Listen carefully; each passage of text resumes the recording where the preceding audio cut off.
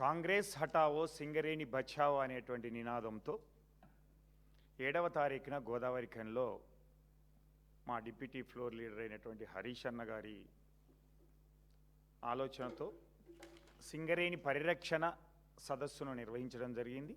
దాంట్లో మా కమలాకర్ అన్న గారు ఇంకా ఎమ్మెల్యేలు నియోజకవర్గ ఇన్ఛార్జీలు కూడా హాజరు కావడం జరిగింది.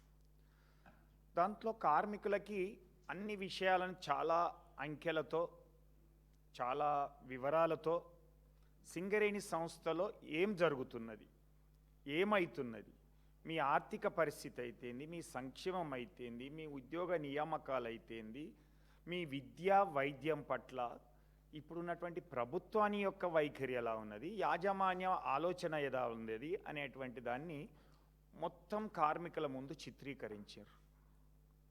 ఆ సందర్భంలోనే కాంగ్రెస్ మేనిఫెస్టో కమిటీకి చైర్మన్గా ఉన్నటువంటి శ్రీధర్ బాబు గారు, మీరు ఈ సింగరేణి కార్మికులకు తెలంగాణ ప్రజలకు ఇచ్చినట్టుగానే 6 గ్యారంటీలు ఇచ్చిండ్రు, 35 డిమాండ్స్ను కూడా మీరు మేనిఫెస్టోలో పొందుపరచడం జరిగింది సింగరేణికి సంబంధించిన ఎన్నికల సందర్భంలో.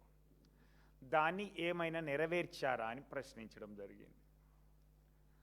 ఆ సందర్భంలో ఈరోజు శ్రీధర్ బాబు గారు హరీష్ రావు గారిని మాట్లాడుతూ ఒక విమర్శనాత్మకంగా చేసినటువంటి దాన్ని తెలంగాణ బొగ్గని కార్మికతం తీవ్రంగా ఖండిస్తూ ఉంది.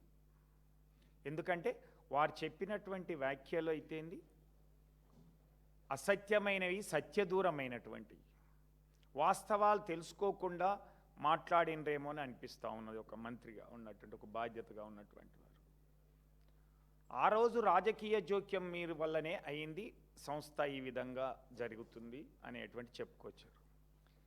ఆ రోజు రాజకీయ జోక్యం అనేది ఈ సంస్థను రక్షించింది, కార్మికుల సంఖ్యను పెంచింది, కార్మికుల యొక్క విద్య, వైద్యం, ఆరోగ్యం, దాంతోపాటుగా ఆర్థిక స్థితిగతులను మెరుగుపరిచింది. అన్న చెప్పినట్టుగా 16,000 మందికి ఉద్యోగ అవకాశాలు కల్పించింది. ఈరోజు లేకపోతే సింగరేణి సంస్థలో 20,000 మంది కార్మికులు మాత్రమే ఉండేది. చంద్రబాబు నాయుడు ఆలోచనకు అనుకూలంగా ఈరోజు ఆయన శిష్యుడైన రేవంత్ రెడ్డి గారు చేస్తున్నటువంటి పనులు ఆ విధంగా ఉండేటి.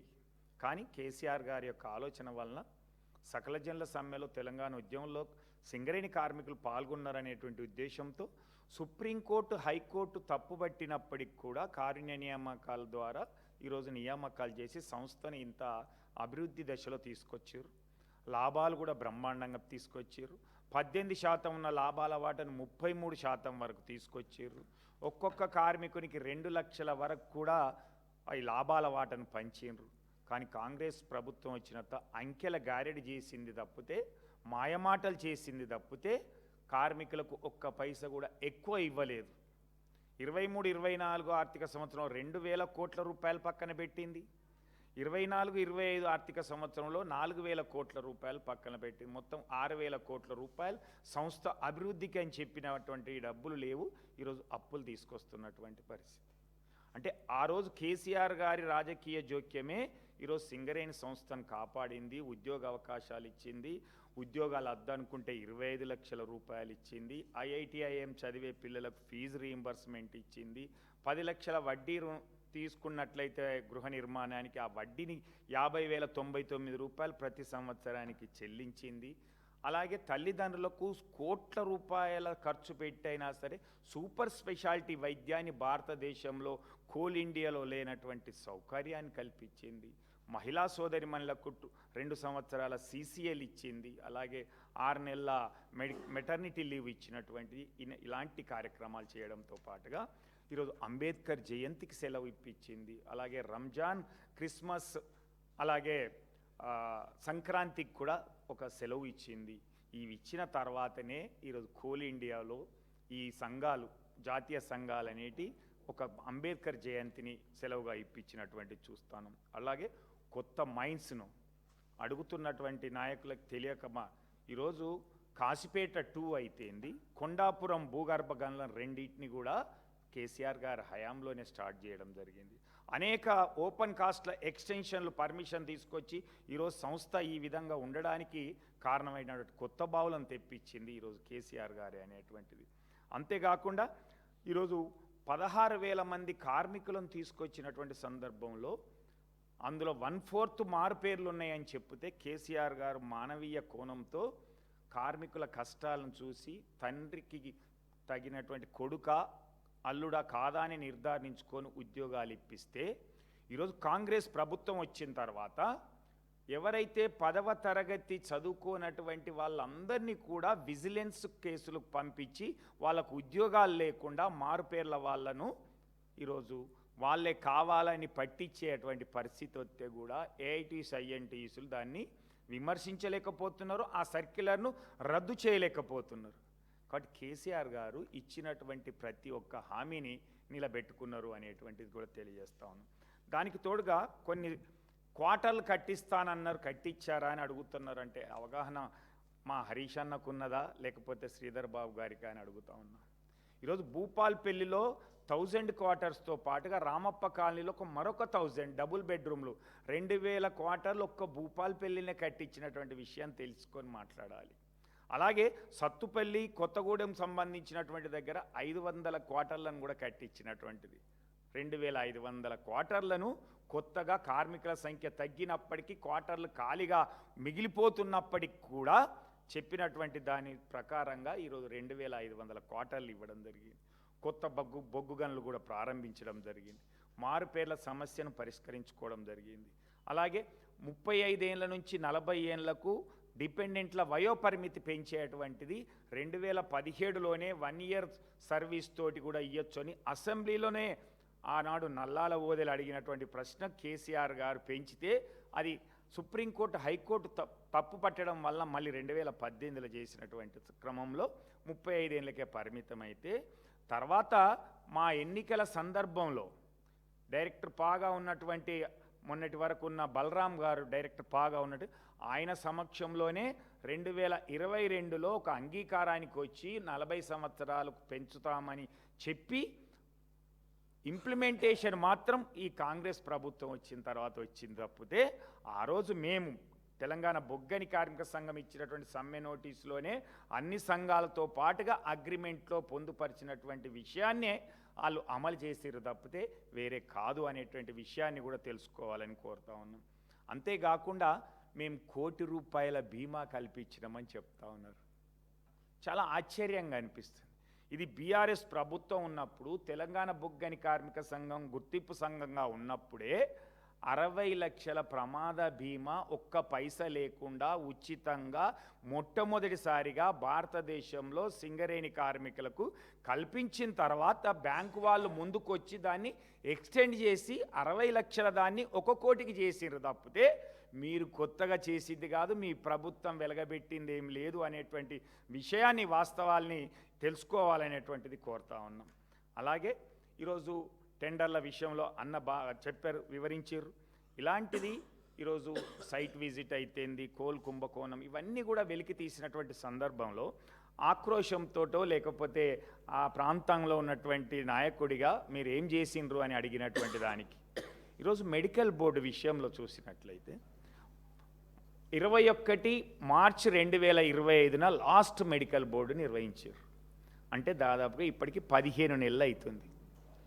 ఈరోజు మీరు అందరూ కూడా అంటే రేవంత్ రెడ్డి గారు అయితే, బట్టి గారు అయితేంది, శ్రీధర్ బాబు గారు అయితేంది, అందరు మంత్రులు వచ్చారు. సింగరేణి కార్మికులకు మీరు ఇచ్చిన హామీలలో పొందుపరిచారు. మెడికల్ బోర్డులు 2 పెడతాం నెలకు 2 అన్నారు. మరి 15 నెలలుగా మెడికల్ బోర్డు ఎందుకు నిర్వహించలేదు? ఈరోజు 3,000 మంది కార్మికులు ఎప్పుడు మెడికల్ బోర్డు పెడతారా, మా వారసులకు ఎప్పుడు ఉద్యోగాలు వస్తాయని ఎదురు చూస్తుంటే వాళ్ళ ఆశలను అడియాశలు చేస్తున్నటువంటి ఈ మధ్య కాలంలో భూపాల్పల్లికి వచ్చినటువంటి రేవంత్ రెడ్డి గారు ఒక సంఘం బదనాం చేస్తుంది మమ్మల్ని, శ్రీధర్ బాబు గారు మీరు చూడండి అని చెప్తూ వాళ్ళను మోకాళ్ళ మీద కూర్చోబెట్టి గుద్దండి అని చెప్పిండ్రు.